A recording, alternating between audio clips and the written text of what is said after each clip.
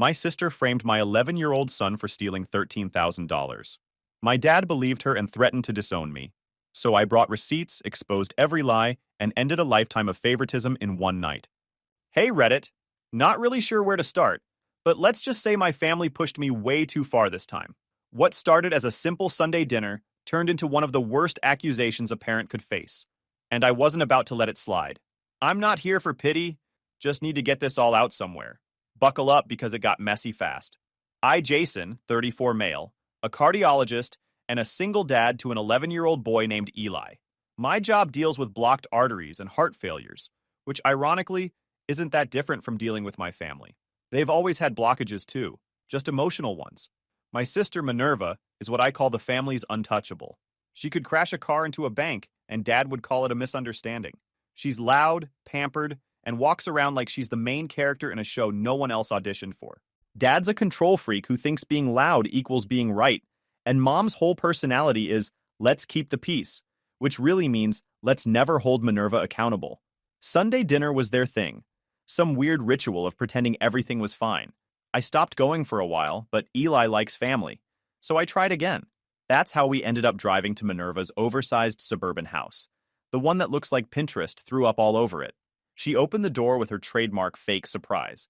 "Jason, you made it," she said, like I'd traveled from another planet instead of across town.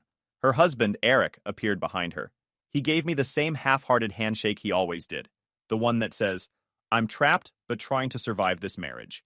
Inside smelled like lemon cleaner and forced perfection. A giant family photo wall showed Minerva, Eric, and their daughter Courtney in matching sweaters.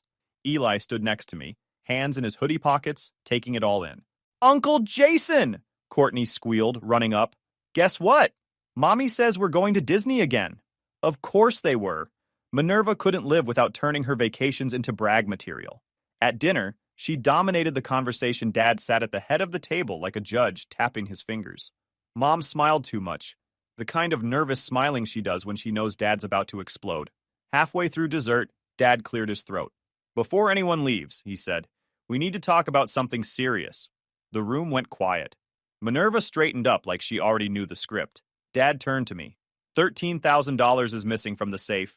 He didn't blink. And I need it returned. For a second, I thought he was joking. "What?" Minerva leaned forward.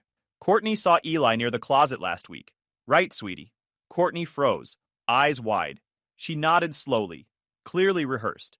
My heart rate didn't even spike. Years in an operating room taught me how to stay steady under pressure. But Eli's face went pale. "Dad," I said calmly, "that's a serious accusation." Dad crossed his arms. "I'm aware. You raised that boy. You tell me why my money disappeared." Eli whispered, "I didn't take anything." "I know," I said, putting a hand on his shoulder. Then I looked back at Dad. "You got any proof? Cameras? Receipts? Or are we going off Minerva's word again?" Minerva gasped like I'd slapped her. "Are you calling me a liar?" "I'm saying your track record speaks for itself," I said evenly. "Last time, the emergency money disappeared for your car deposit. Remember?" Her eyes narrowed. "That was different." "Right," I said. "Different safe, same story." Mom jumped in, voice soft. "Jason, please, we don't need this tone." "Tone?" I said, keeping my voice level. "You just accused my 11-year-old of grand theft. You don't get to talk about tone." Dad's jaw tightened. "We're family. We can settle this without hostility. Family doesn't accuse a kid of stealing $13,000 without a single fact to back it up," I said. Eric finally spoke, mumbling, "Maybe we should just let this cool off." Dad cut him off. "No, this needs to be resolved. Either the money's returned or you're getting officially disowned." Eli's breathing picked up. I turned to him. "Go wait by the door, bud." He hesitated but did as told. Then I stood, calm as ever. "You're kicking us out until I pay for something my son didn't take?" Dad said nothing. Minerva crossed her arms like she'd just won a prize. I stepped closer to the table. "Let's walk through this logically, since none of you seem to grasp that concept. Eli doesn't have access to your room. He doesn't know your safe code. He's never been left alone here. You have 3 adults in this house. 1 kid who likes attention and 1 missing envelope. You really want to tell me that adds up to my son?" No one answered. The silence was louder than shouting. Mom's lips trembled. "Jason, please, just bring it back, and we'll forget it." I smiled. Not kindly, just tired. "Forget it?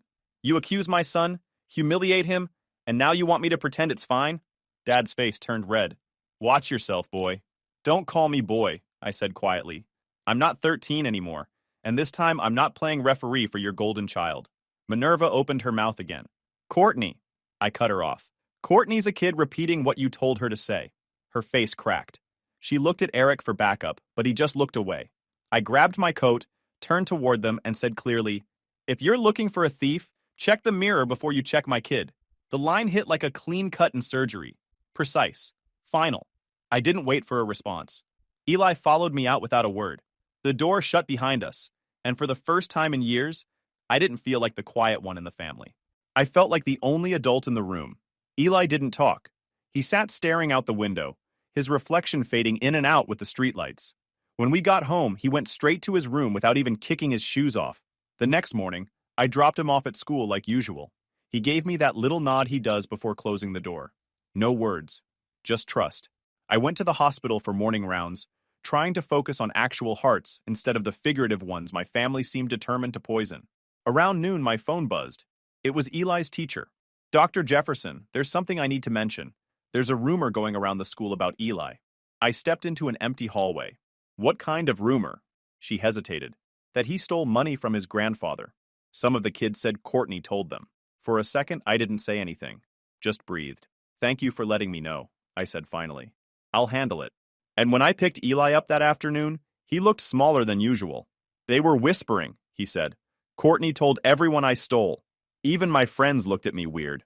My stomach clenched, but I kept my voice even. People talk when they don't know facts. You let me worry about the facts. He nodded slowly, trying to act brave. That night, I was halfway through updating patient notes when my phone lit up again. Sarah, my ex-wife. The moment I answered, her voice came in sharp. What is going on, Jason? I just got a call from another parent saying Eli's being accused of stealing from your dad. I'm aware, I said. You're aware? She snapped. You're a doctor, for God's sake. How does this even happen? Why is our son dragged into your family's chaos again? Because my family has a talent for creating it, I said, staying calm. She wasn't having it. Fix it, Jason. I don't want Eli's name attached to this nonsense. If I hear one more rumor, I'll talk to my lawyer. And the line went dead. I put the phone down and leaned back, staring at the ceiling. It wasn't just a family argument anymore. This lie was bleeding into Eli's life, into his school, into everything I worked to protect. By morning, I started getting texts from Minerva. You need to make Eli confess so we can move on. This is getting embarrassing. You should have thought of that before making things up. Dad's not sleeping. He's sick over this. Just have Eli apologize and return the money. We'll keep it private. You're not asking for an apology. You're asking for a false confession. Big difference. No reply after that. Then came the group chat Mom had started. Jason, can you please be reasonable? Dad's stressed. Minerva's crying. This isn't good for anyone. Then Dad sent, either the money comes back or you stay out of this family. Simple. Simple. That was always his favorite word. Simple meant my way. That evening, Eli sat at the kitchen table doing homework, but I could tell he wasn't really focused. Mom called, he said quietly. She said people are saying stuff online now. Yeah, I said. They will for a while. Did Grandpa really think I did it? He doesn't think, I said flatly. He reacts. He fiddled with his pencil. You're not mad at me? Mad at you?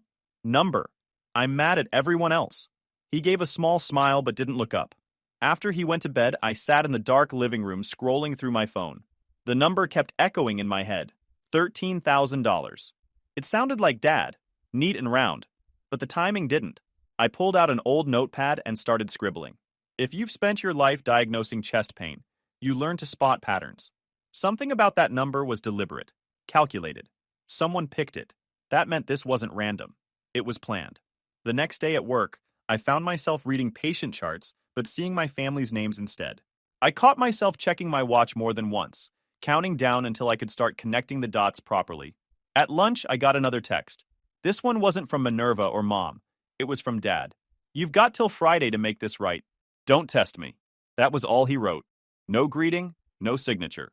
I typed back, you're threatening the wrong person, Dad. Then I deleted it before sending. No point arguing with a man who thought volume was evidence. That night, Eli asked if we were going to Sunday dinner again. I said no.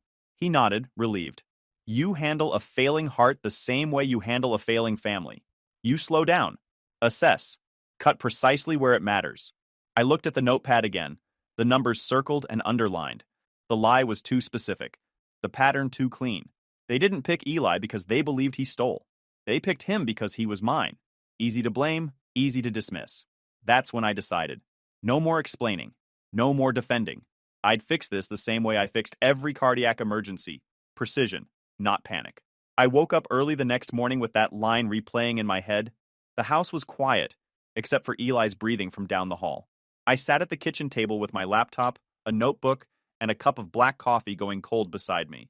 Step 1 in any operation, identify the blockage. In this case, it wasn't an artery. It was the truth. I started with my dad's bank. I still remembered the name of the credit union from helping him set up online access years ago, back when he didn't understand two-factor authentication. I logged in using the shared credentials he'd once given me in case of emergency. If being accused of raising a thief didn't count as an emergency, nothing did. The last deposit was exactly $10,000. Nothing since. But the withdrawals, those told the story. 3 large cash withdrawals in the past 4 months, July 3rd, August 19th, and September 29th. Each withdrawal was spaced like clockwork, between 4 and 6 weeks apart. I scribbled the dates in my notebook. That wasn't random spending. It was planned. I cross-referenced those dates with something I remembered from months ago. Minerva bragging about her big girl purchase. She'd sent me pictures of her new car, complete with a red bow and captioned, "Finally treating myself." I searched my email for Minerva car lease. Found it. June 22nd. She'd sent a copy of her financing agreement and asked, "Does this look smart or am I overthinking it?" I told her she was fine, like an idiot. The down payment listed $12,000 paid in cash. I circled that number. July 3rd, first withdrawal from the credit union, $10,000. Cash that later ended up in the safe. A coincidence? Sure. Then came August 19th, another withdrawal. I opened her Venmo profile. Minerva's account wasn't private. She liked showing off.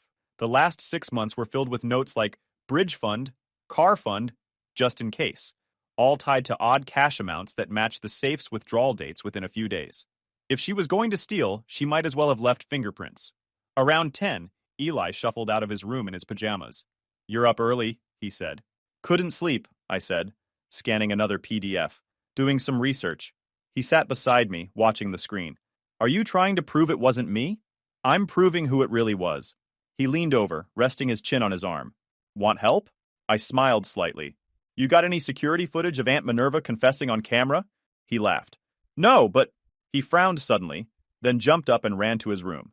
I heard drawers open, then the sound of his tablet unlocking. "Wait," he called. A minute later, he came back holding it. "Remember when I was at Courtney's for that playdate?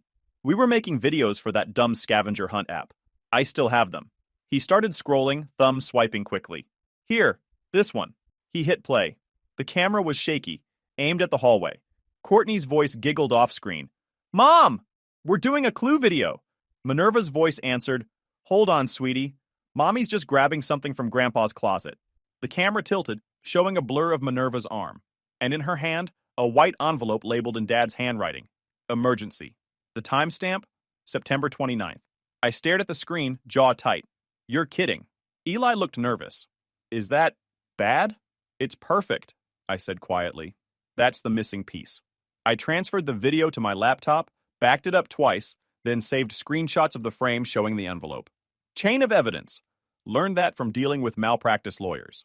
You always document everything, no matter how obvious it seems. By noon, my living room looked like a miniature crime lab. Papers spread out in neat rows, sticky notes marking connections. The July withdrawal matched her car down payment. The August one matched a Venmo transfer titled Car Fund. The September one matched the video Eli found. I opened Dad's messages from the family group chat again and scrolled up. He'd mentioned the missing money for the first time on October 3rd, just 4 days after that last withdrawal. The timing lined up too cleanly to be coincidence. It wasn't just that Minerva had taken the money. She'd panicked after realizing Dad was about to notice and needed someone else to take the hit. And who better than my kid? The quiet one. The easy scapegoat. I printed everything. Bank statements, screenshots, timestamps, her car lease, even the video still. Then I organized them into folders, labeled like case files. Withdrawal logs, Minerva transactions, photo-video evidence, family messages. I'd spent years cleaning up their messes. This time, they'd tried to stain my son's name. That was the last mistake they'd ever make with me. Eli sat on the couch, watching me print another document. You look serious, he said. I am serious, I said. We're not just defending ourselves anymore. We're correcting the record. He nodded slowly. Like surgery? Exactly like surgery, I said. You find the blockage, isolate it, and you remove it cleanly. By the time I was done, the folders were stacked neatly in a box on the table. Each one was labeled in bold marker. No emotion, no yelling, no drama. Just evidence. Facts don't need volume. I stood there for a moment, staring at everything. Years of quiet patience, all organized into physical proof that the golden child was the one corroding the family from the inside out. I closed the last folder, slid it into the box, and muttered under my breath, they wanted proof. Let's give them something they can't talk over. That line stuck in my head like a countdown. I didn't rush it. I waited until Minerva made her move, because I knew she couldn't resist trying to control the narrative. 2 days later, the text from Minerva came in. We're having a family meeting Wednesday night, 7 p.m. Just us. Let's handle this privately before things go too far. Privately. That word always meant, let's pretend this didn't happen and make Jason the villain again. I replied with one word, sure. Wednesday came fast. I left the hospital early, changed into a clean shirt, and picked up Eli from his chess club. You're not coming to this one, I told him. I'll handle it. He just nodded. Be calm, he said. I smiled. Always am. When I pulled into my parents' driveway, all the usual symbols of dysfunction were there. Dad's truck, Mom's SUV, Minerva's shiny car parked diagonally like the world revolved around her. The porch light was on even though it was still bright outside. Performative, as always. I grabbed the banker's box from the passenger seat and walked in. They were all in the living room, sitting like a tribunal. Minerva on the couch, legs crossed, fake calm. Eric beside her, staring at the carpet. Mom clutching tissues. Dad in his recliner, that same authority stance he'd used since I was 10. Glad you could make it, Minerva said sweetly. Let's talk like adults this time. Sure, I said, setting the box on the coffee table. That's why I brought the paperwork. Dad frowned. What paperwork? The kind that speaks louder than rumors. The room shifted. Minerva laughed nervously. Oh my God, Jason, you're so dramatic. I ignored her. I'm going to walk through some things. Don't interrupt. Dad started to say something, but I raised a hand. Calm, controlled. Just listen. I pulled out the first folder. Here's a record of the last 3 withdrawals from your credit union account, Dad. July 3rd, August 19th, and September 29th. Each withdrawal was logged as cash. You even signed the receipts. And within 48 hours of every one of those withdrawals, Minerva's public Venmo showed outgoing payments labeled car fund, bridge fund, and car stuff. For almost the exact same amounts, Minerva's mouth twitched. That's absurd. I slid a printed screenshot across the table. Venmo notes. Car fund, bridge loan, car stuff. Your words, not mine. Eric's head snapped up. Minerva tried to laugh it off. You're twisting things. Those were inside jokes. Then this one's hilarious, I said, pulling the car lease agreement from another folder. June 22nd. You sent me this yourself. Down payment. $12,000 paid in cash. You drained your own savings for that down payment. Then a week later, Dad pulled the first $10,000 from his credit union. The same cash that wound up in the safe. That's when it started shrinking. You covered your hole with his money.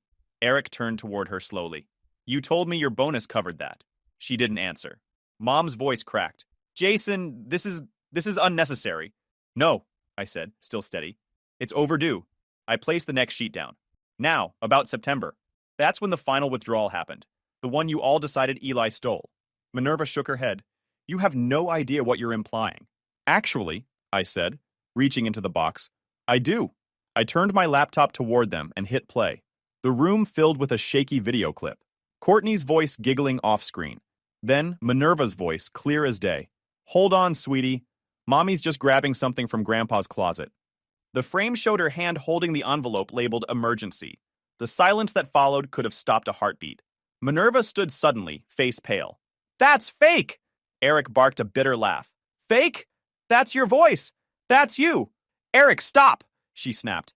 No, I'm done stopping, he said, getting up. I covered for you long enough. I told you this family eats itself, and you jumped right in with a fork.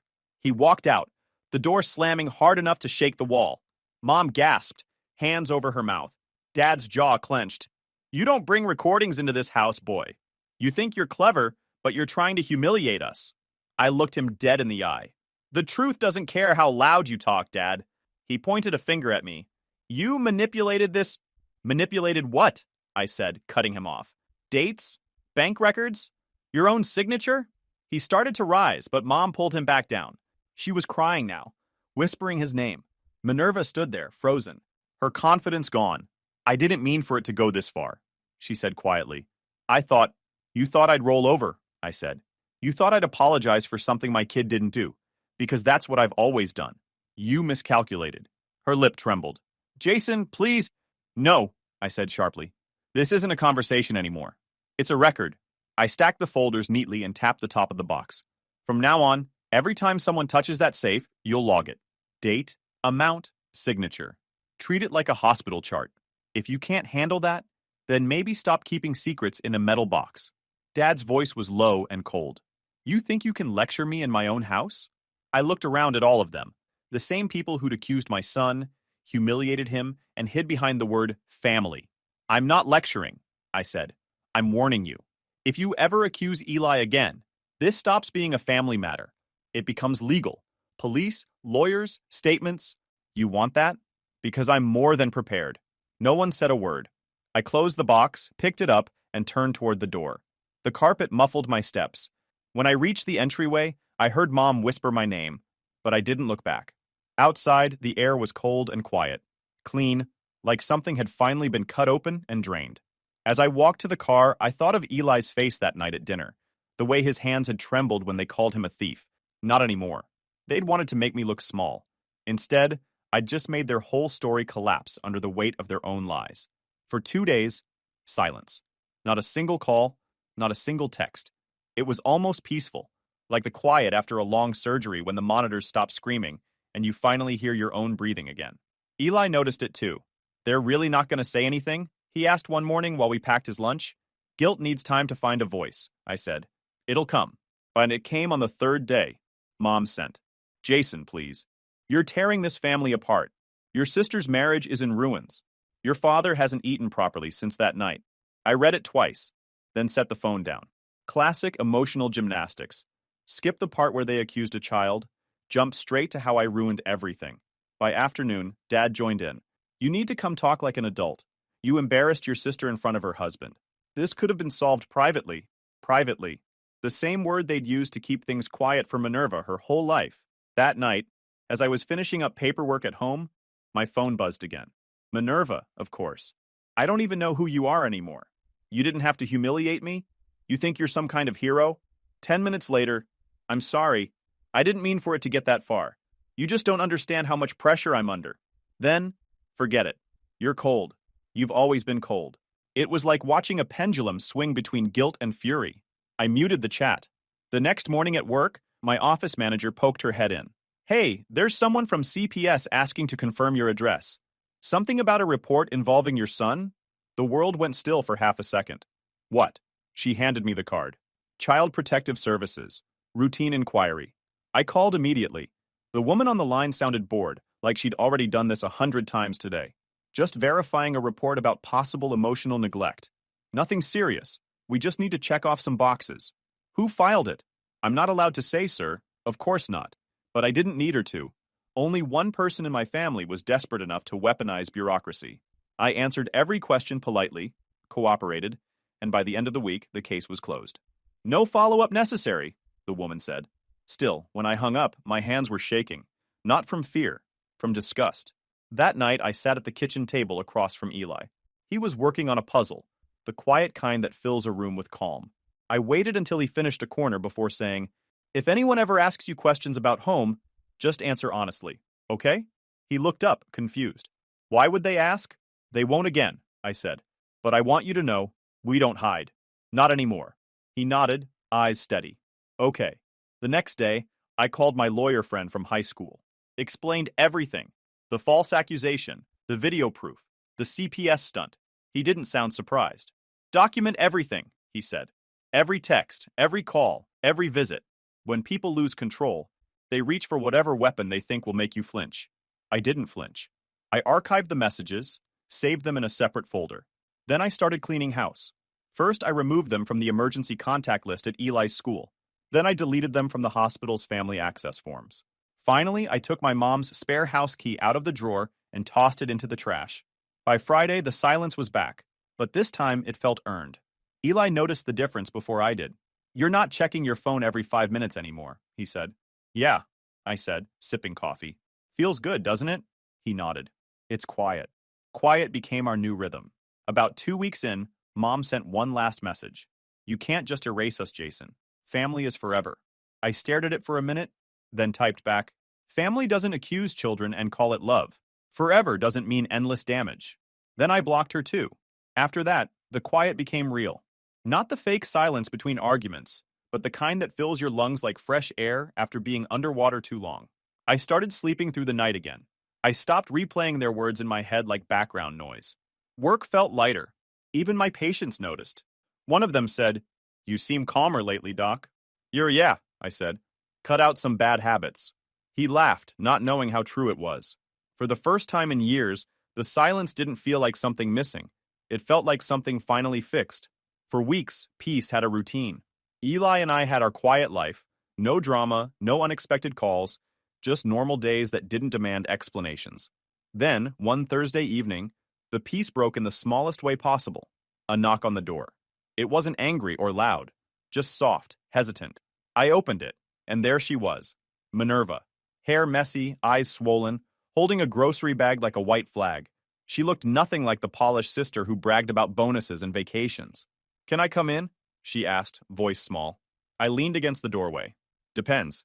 You here to accuse my kid again or to confess?" She flinched. "I deserve that," she said quietly. Eli peeked around the hallway corner, then disappeared back into his room. I stepped aside. "You've got 5 minutes." She walked in slow, like every step hurt. The bag in her hands trembled. She set it on the counter. "I brought muffins," she said. "You can put those next to the list of things I didn't ask for," I said. Her shoulders sagged. For the first time, she didn't fight back. "Eric left," she said. "He took the guest room TV and most of the furniture. Said he was tired of living in a house full of lies. He's also trying to get custody of Courtney." I didn't respond. "They took the car last week," she added, voice breaking. "I missed too many payments. My boss cut my hours after the—" She stopped. "After the situation. After accusing a child?" I asked. She nodded, eyes glistening. "Yeah, that apostrophe." She sank into a chair. "I messed up everything, Jason. I don't even know how to explain it. I panicked about the money. And when Dad started counting again, I pointed at Eli because I knew you'd fix it. There it was. The truth in its ugliest, smallest form. You used my kid," I said flatly. Her hands twisted in her lap. I know I did. I thought it would blow over. I thought you'd smooth it out like always. But then you didn't. And I lost everything." "You didn't lose everything," I said. "You lost control. There's a difference." She looked up at me, tears streaking her face. "I'm sorry, Jason. I'm sorry for lying. I'm sorry for dragging Eli into it. I don't even know who I am anymore." I folded my arms. "You're someone who needs to start cleaning up her own mess. And not quietly this time." She frowned. "What do you mean?" "You didn't whisper the lie," I said. "You spread it. You let it bleed into schools, family chats, even my ex-wife's phone. You dragged my kid's name through the mud. So you're going to clean it up in public too." Her eyes widened. "Publicly?" "Publicly," I said. "You'll post a full apology. Tag the family. Tag me if you want. I don't care about saving your pride. I care about my son's name." Her lips trembled. "Jason, please, that's embarrassing," I cut in. "Good.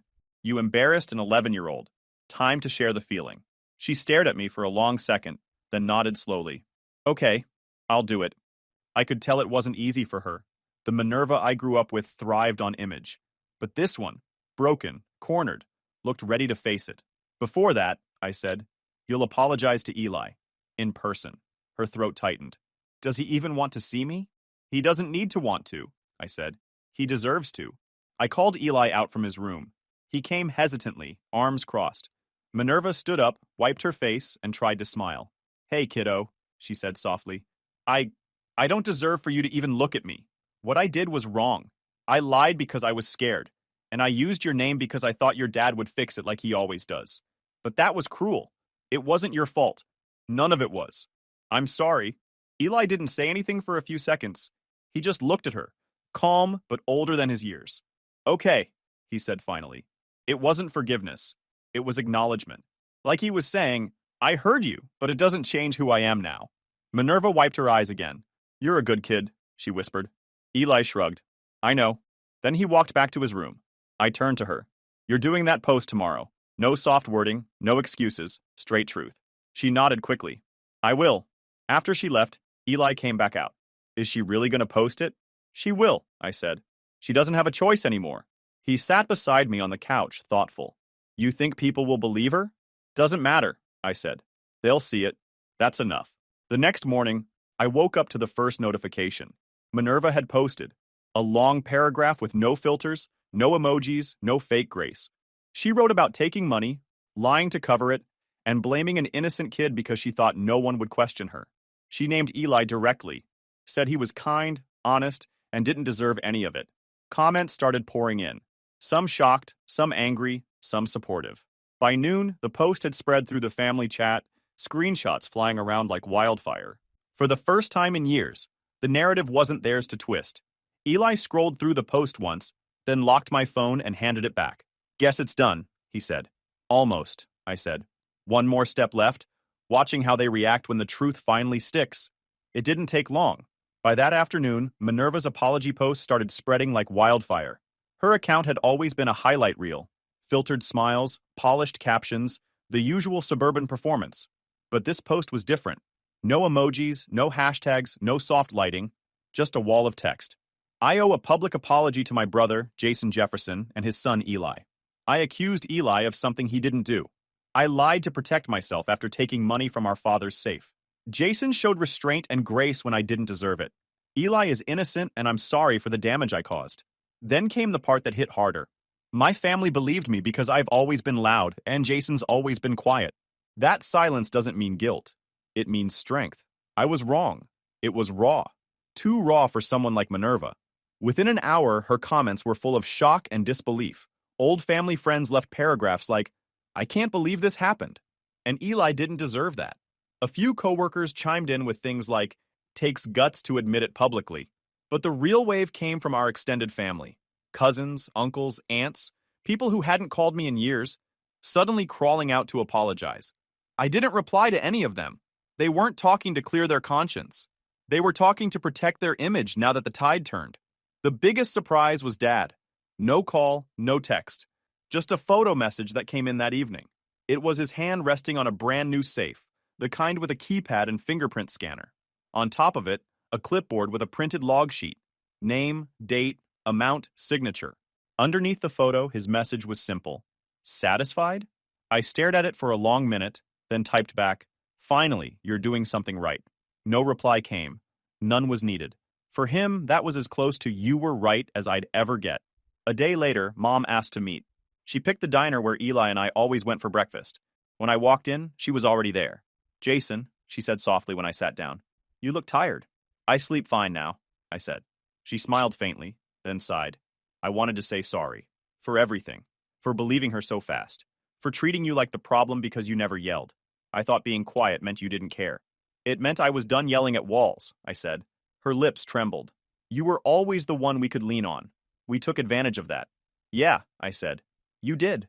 She reached across the table, fingers trembling. Is there any way we can fix this? Not fix, I said. Just stop repeating it. She nodded slowly. That's fair. The waitress came by with a refill and called me Doc. Same as always. Mom watched Eli through the window as he waited outside, fiddling with his backpack. He looks happy, she said quietly. He is, I said, because I stopped making him stand in rooms where he had to prove he belonged. She didn't argue. For the first time, she just listened. Before leaving, she whispered, You were always different. Yeah, I said, and I stopped apologizing for it. That weekend, Eli had a chess match at school. Small tournament, nothing flashy. I watched from the back of the room as he made his moves. Quick, confident, steady. When the referee announced his win, he didn't cheer. Just nodded, shook his opponent's hand, and walked over to me with that small grin he does when he's proud, but doesn't want to show off. Good game? I asked. Yeah, he said. I didn't even need to checkmate. He resigned. I smiled. Sometimes people do that when they finally see where the game's headed. He laughed, and for a moment, everything felt balanced again. That night, I scrolled past Minerva's apology one last time. The comments had slowed, the outrage died down, and the noise faded into background chatter. It wasn't victory, it was silence again. The right kind. This wasn't revenge. It was correction. I don't chase validation anymore. I just keep my receipts. YouTube just dropped this new hype feature. If you're hooked on this story, smash that hype button. It tells YouTube this video deserves to blow up, and it keeps even crazier stories coming your way.